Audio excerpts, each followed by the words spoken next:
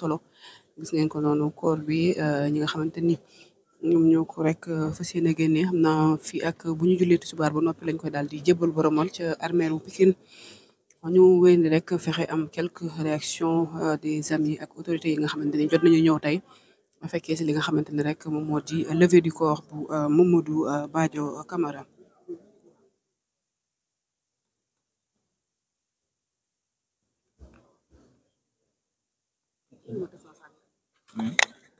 foofee ca cimetière yu Pikine foofee lañ koy daal di jébal boromam tey ji ci ajuma ji dégg ngeen kon kàddu yi nga xamante ne kii di le président de la République son excellence Bassirou Diomaye Diakhar Faye daal dina ko yëkkati kon jox ko wala bokk jébal ko ñi nga xamante ne ñoom di famille bi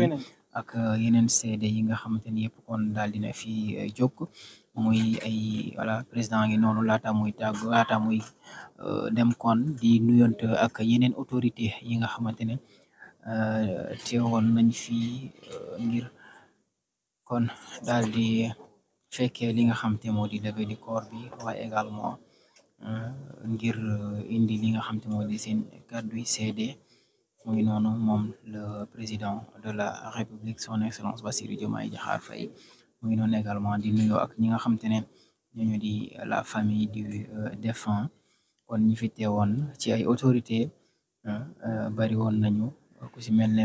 le président de l'Assemblée nationale El Malick Ndiaye ginnaaw le président de la République kon moom mooy la deuxième autorité la deuxième institution du pays kon mu ngi noonu le président de la République mu ngi noonu di retiré wu dem waaye également le président de l'Assemblée nationale mu ngi noonu topp si ak toutes les autres autorités dégg ngeen kon kàddu yi nga xamante ne daal di nañ ko fi yëkkati comme ay kàddu yi seede ku si mel ne l'ancien président de l'Assemblée nationale di Moustapha Niass moom mi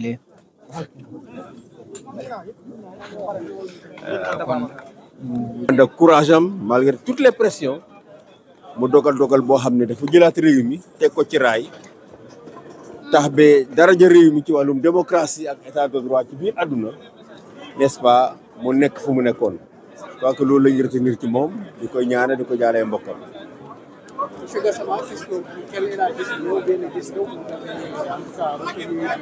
Mais un grand Sénégalais qui a non seulement servi l'État, servi la justice, mais qui a su être là au moment où la nation avait besoin de lui. Badio Camara, on se rappelle tous, au mois de mars ou février 2024, le Conseil constitutionnel, sous sa présidence, a rendu des décisions extrêmement importantes qui ont sauvé le pays du chaos, qui ont remis la démocratie sénégalaise dans les rails et qui ont fait que la réputation du pays au niveau international est restée intacte. Je pense que c'est là vraiment ce qu'on retiendra de lui et nous demandons à Allah de lui accorder le paradis. Sénégal dafa ñàkk Afrique dafa ñàkk juriste bu mag koo xam ni àddinaam yëpp daf ko def ci mbirum yoon seet nu ñuy def ba askan wi yëg ni yoon mu ngi koy toppatoo dara yombul nag dara yombul surtout am na période bu ñu jógee Sénégal di jax-jaxe ci mbirum démocratie parti politique yi bare élection yi metti foofu amoon na xëy na quelques difficultés mais li ñu koy santé di ko gërëmee suñu borom mooy am na moment boo xam ni décision dafa waroon a jël mu jël décision bu baax bi nga xam dafa tax ba Sénégal continuer nekk ci jàmm nit ñi di liggéey di def lañu war a def man nag am na moment yoo xam sa yenn saa yi dama ko daan kii mais li ma bégloo moo di yàggul ci rentrée des cours et tribunaux dañu tase ca cérémonie ba ma gis ko jël sama loxo tàpp ko ci mbagam daan ne ko sama xulóowaale parce que yàgg nañoo nekk ay xarit plus de 40 ans sama xulóowaale moom mu ree ndeysaan ñu ñëpp ñu ree mu ne ma yow danga may sànni xeer rek léegi kon ba li ma koy ñaanal mooy yal na ko yàlla xare àjjana yóbbu ko ci àjjana yu gën a kawe te lii mu def ci conseil constitutionnel ci juridiction boobu mu wéy loolu am solo la. Voilà, nous avons perdu un grand homme, un grand juriste. Son palmarès est une preuve tangible de ce qu'il a fait pour les Sénégalais en matière de droit. Évidemment, il y a eu quelques petits moments de difficulté à cause de l'effervescence démocratique au Sénégal. Mais je crois que il a su prendre la meilleure des voies en remettant le Sénégal sur les bons rails avec cette décision historique qu'il a rendue à l'occasion de l'élection présidentielle. Alors moi, ma satisfaction, c'est que je l'ai vu il n'y a guère longtemps, à l'occasion de la rentrée des cours et tribunaux. Alors je l'ai tapoté à l'épaule. Je lui ai dit, mais alors il a souri, nous avons souri et il m'a dit, yo, quelqu'un de bien, quelqu'un d'humaniste, puisse Allah subhanahu wa ta'ala l'accueillir au paradis. Voilà, personne qui vient de naître ravi à notre affection. Badio Camara, donc magistrat, sa vie durant a bien mené sa mission en prenant ancrage au sacerdoce. Rigoureux, compétent, formé à la bonne école, magistrat très jeune, qui a servi pratiquement dans toutes les régions du Sénégal, parquetier de profession, donc exerçant au nom de la société. Vous savez, dans la procédure, le procureur ne prend pas la décision. Donc c'est lui qui parle au nom de la société pour faire ses réquisitoires. Et nous sommes tous unanimes à reconnaître aussi bien les praticiens du droit, les avocats, une corporation